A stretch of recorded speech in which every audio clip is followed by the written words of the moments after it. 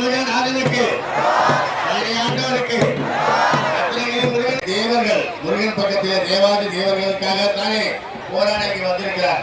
ஆகவே பக்தர்கள் முருகனை வணங்கிக் கொண்டு அமைதியாக இருந்தால் பக்தி ரசனையோடு வேறொன்றுமில்லை. நேரடி கேட்டால் ஆடும் பணி மேல் அணி சேவல் என பாடும் பணியை பணியாய் அருள்வாய்.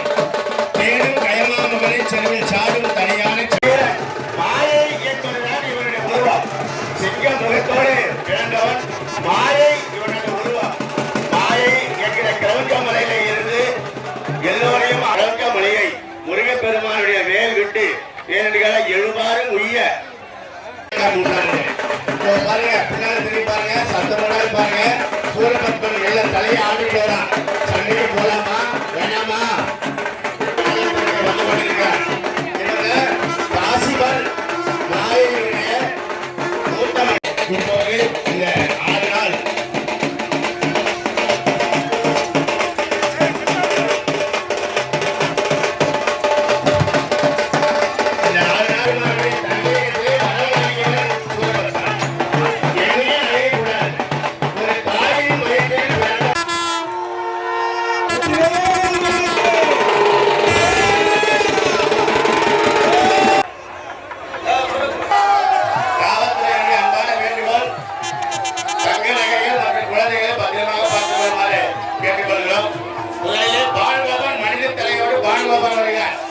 பானுகோபன் சூரபத்மனுடைய மகன்.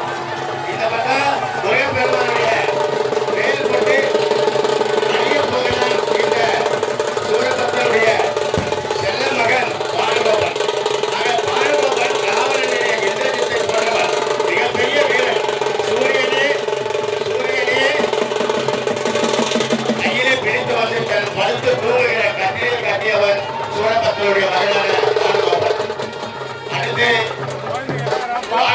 பயங்கரமான சண்டை நடைபெற்றுக் கொண்டிருக்கிறது. இந்த யுத்தத்தை பக்தர்கள் எல்லாம் யாரும் அறிவித்திருக்கவே களத்திற்குள்ளே வரக்கூடாது.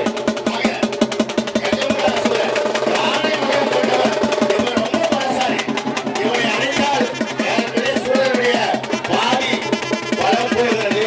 ஆக இவன் கஜமுகாசுரன் போர்க்களத்திலே முருகப்பெருமான் இருக்கிறார்.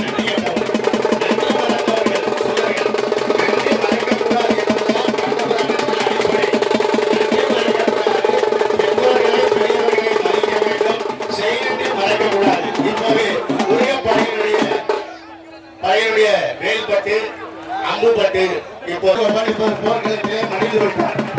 2வது மகன் அக்னி புரசாசுரன். அக்னியும் புரசாசுரன் இவனும் மனித தலையோடு வருகின்றவர். மனித தலையோடு வந்த அக்னி புரசாசுரன் இப்போது தேவர் படைகளால் நிறுத்தப்பட்டான். அஜம் என்றால் ஆடு முகத்தோடு வந்து போர்க்களத்திலே முருகப்பெருமானை சந்திக்கிறார். யார் என்று தெரியாது. முருகனை அறியாத அப்பாவியாக அதோ அஜமுகி நிறுத்தப்படுகிறார். முருகனுக்கு அரோகரா.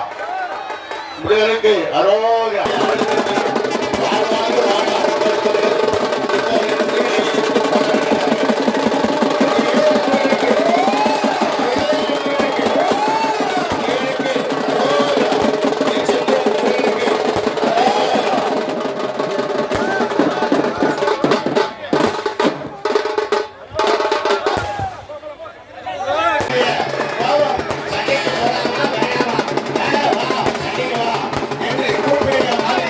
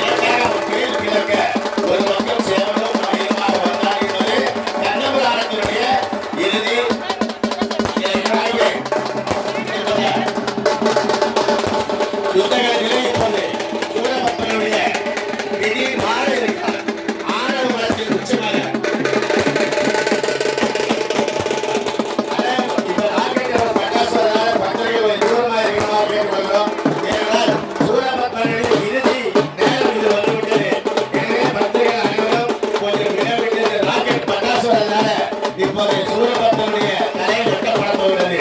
அதை நீங்கள் பக்தர்கள் எல்லாம் கண்டு காணுகிறோம். காரணம் ஆணவம் வீழப் போகிறது. நான் என்ற திமிர் எனது என்கிற அமகாரம் ரெண்டும் வீழப் போகிறது. இரண்டுக்கும் இங்க வேலை இல்லை. ஆணவம் இல்லாத வாழ்க்கை வேண்டும். ஆணவ மலம் ஜென்ம மலம் தூரம் ஒதுங்கிடுங்க. தயவு செய்து பக்தர்கள் எல்லாம் தூரவாங்க.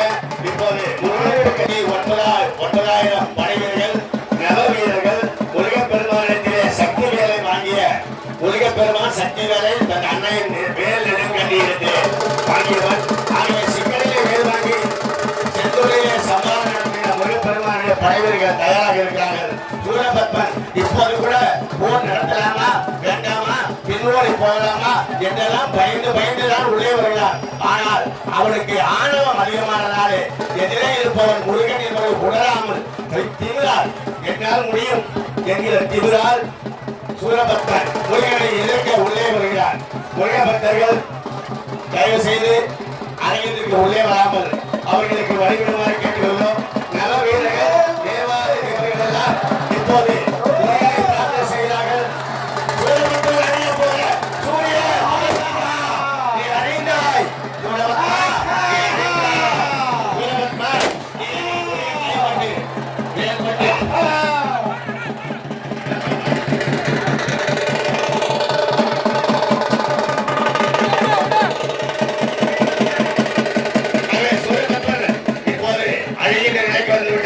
முருகப்பெருமானுடைய அந்த சக்தி வேறுபட்டு சூரபத்மனுடைய அழிவு நெருங்கிவிட்டதை இப்போது பக்தர்கள் கொஞ்சம் கொஞ்சமாக உணர இருக்கின்ற ஒரு நேரம்.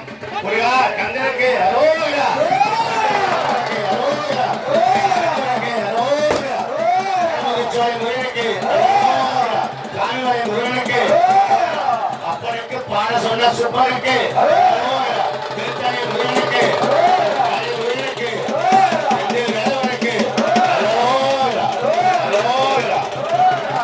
இருக்கிறதெல்லாம் அருள் இருக்கும். நினைத்ததை கொடுப்பவன் அறியார் அடியவை இச்சையில் எவையவை உற்றன அவை கருவித்து அருள்கின்றவன் முருகப்பெருமான். 6 முகம் தோன்றும் வெஞ்சமரில் அஞ்சே என்று மேல் தோன்றும். நெஞ்சில் முருகார் முருகா என்றால் அவன் இருகால தோன்றும். முருகனுக்கு அரோகரா, முருகனுக்கு அரோகரா, முருகனுக்கு அரோகரா. சூரபத்மன் எல்லாம் நான் தான் என்னை 108 யுகங்கள் 1008 அண்டங்களை ஆளக்கூடிய மகாசக்தியை சிவபெருமானத்திலே வாங்கியவர். ஆனால் வரம் கொடுத்தவருடைய மகனிடத்திலே போர் செய்ய துணிச்சலாக ஆணவத்தின் உச்சத்தில் இருந்து போரிட வந்து விட்டார். ஆணையற்றவனை என்றெல்லாம் கூட தேவர்கள் அவனை இச்சித்து பார்த்தார்கள். எதற்கும் அஞ்சாதவர்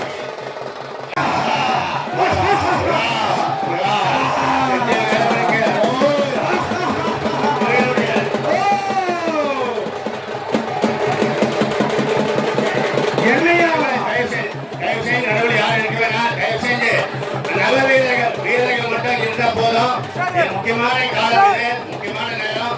அங்கே முருக பக்தர்கள் வழிவிட வேண்டும். இப்போ முருகனுடைய பார்வை பிழைக்க அவருடைய சக்தியே பயன்படுகிறது. வேல் நெடுங்கண்டி சிக்கலிலே வேல் வாங்கினார் முருகப்பெருமான். அந்த சக்தி வேல் நாளை வேல் நமக்கெல்லாம் அருளை பாதிக்கின்ற அறியாமை ஒன்றுகின்ற அந்த வெற்றி வேல் வீரவேல் ஞானவேல் சக்தி வேல் இப்போது ஆணவம் அணிய போகிறது. உலகத்திலே ஆணவத்திலே வாழ்ந்தவர்கள் யாரும் இல்லை என்று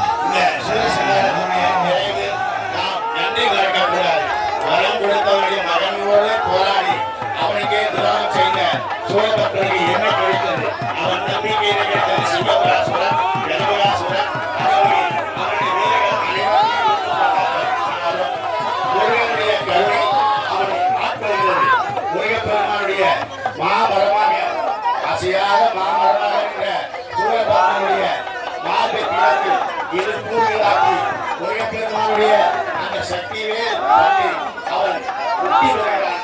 அவனை ஆட்கொண்டு சேவலை தன் கொடியிலே மேலை கொள்கை அழிவார் என்பது நிஜம் நிஜம் நிஜம்.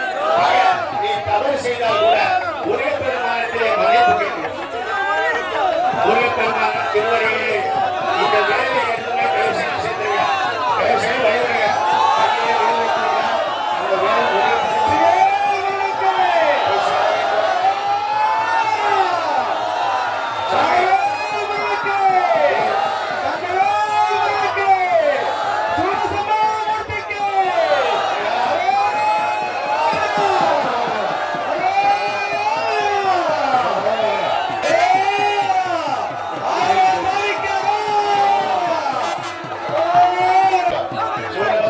வாழ்க்கையில் உங்கள் பாடம் செய்தின்றி நடக்கக்கூடாது.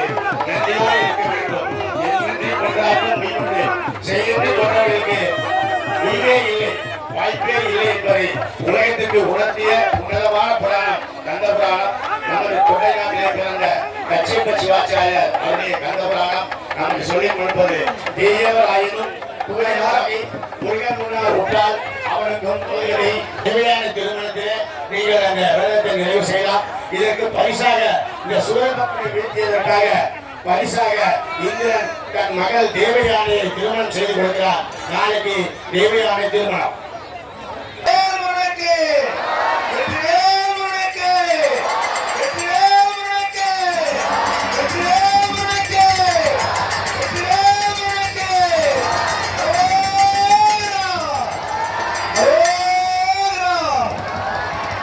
இந்த சூரபத்மனுடைய சூரசம்ஹார விழாவினை